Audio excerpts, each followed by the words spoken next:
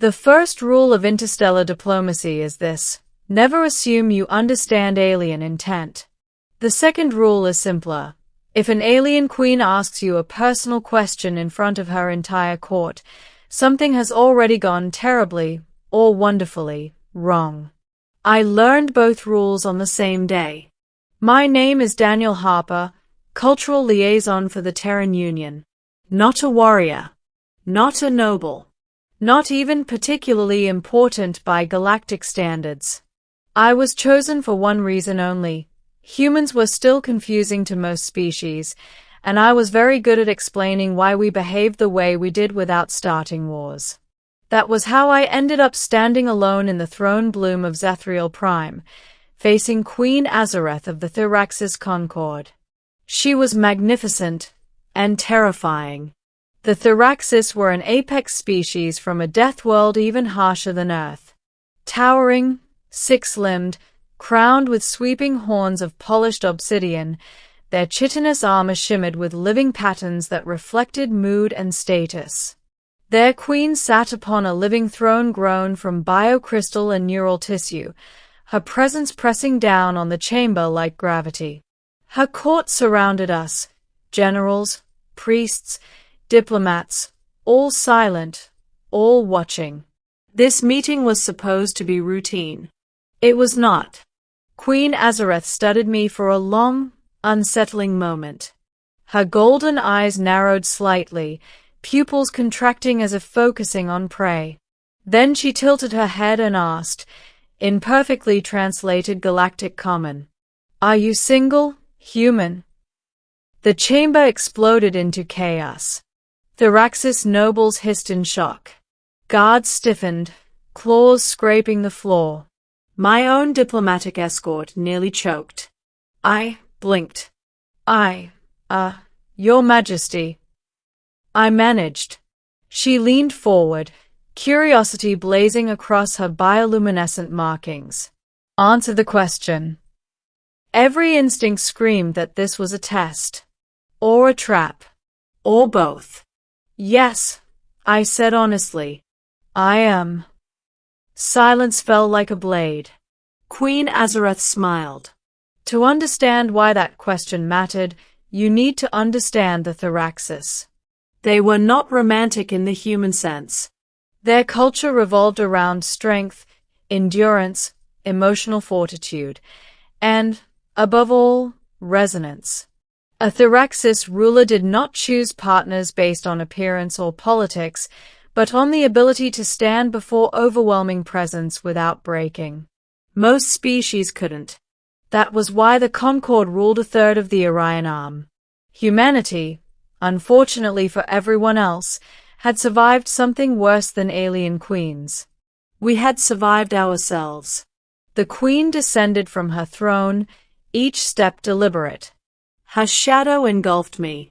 I could feel the psychic pressure radiating from her, an instinctive dominance field meant to force submission. My knees trembled. I did not kneel. Not out of defiance. Out of stubborn habit. Queen Azareth noticed. You do not avert your gaze, she said. You do not bow. In my culture, I replied carefully, eye contact is a sign of respect. Her eyes gleamed. Then you are being very respectful. Soft laughter rippled through the court, nervous and uncertain.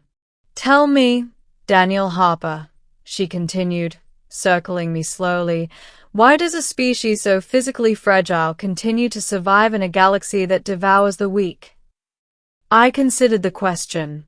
Because, I said, we don't measure ourselves by how hard we hit, but by how much we endure. She stopped in front of me. Prove it. That was when the assassins struck. The attack came from within the court itself. 3 Theraxis nobles suddenly moved as one, bioblades erupting from their arms as they lunged toward the queen. The chamber erupted in screams and motion. Theraxis guards reacted instantly, but not fast enough. I didn't think. I moved.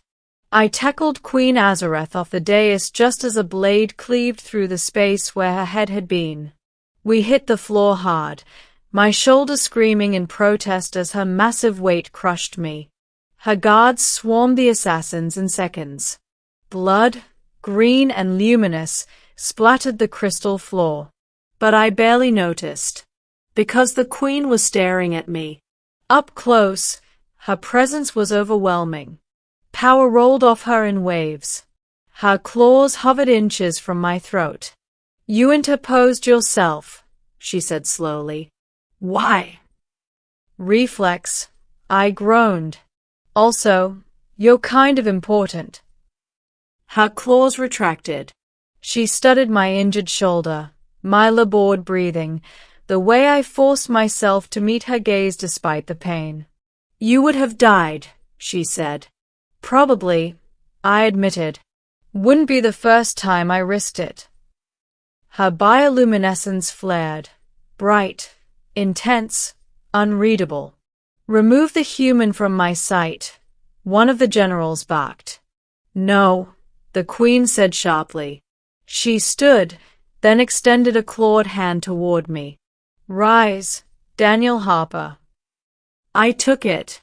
The moment our skin made contact, something strange happened. Her dominance field collapsed. Not vanished, harmonized. The psychic pressure transformed into something steady, controlled. The court gasped as the living walls of the chamber shifted color, reacting to the queen's emotional state. She was calm, intrigued. The aftermath was chaos, investigations, arrests, security lockdowns. I was treated in the royal med chamber under heavy guard. Queen Azareth visited me later, alone. "You disrupted my resonance," she said, standing beside my bed. "I'm sorry," I offered. She made a sound that might have been laughter. "Do not apologize. No being has done that before." She lowered herself to a seated position, folding her massive limbs with surprising grace. "Most species crumble under Thorax's presence," she continued. "You adapted. You did not challenge.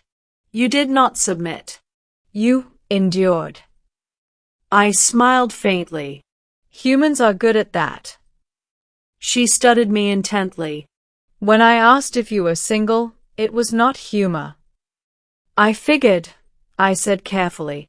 "In my culture," she explained, "a ruler may seek a resonant anchor, a being whose presence stabilizes the crown.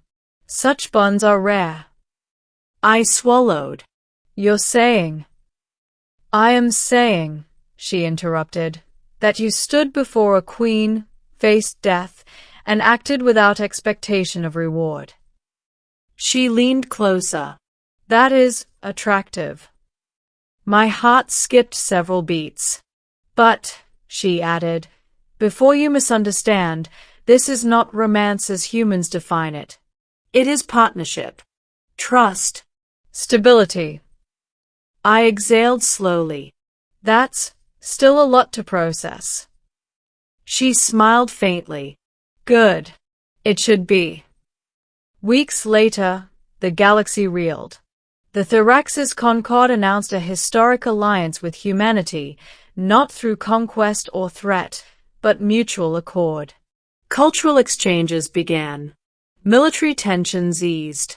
And at every summit, at every negotiation, I stood beside the alien queen, not as her subject, not as her consort, but as her anchor, the human who didn't break, the being who met her gaze and stayed standing.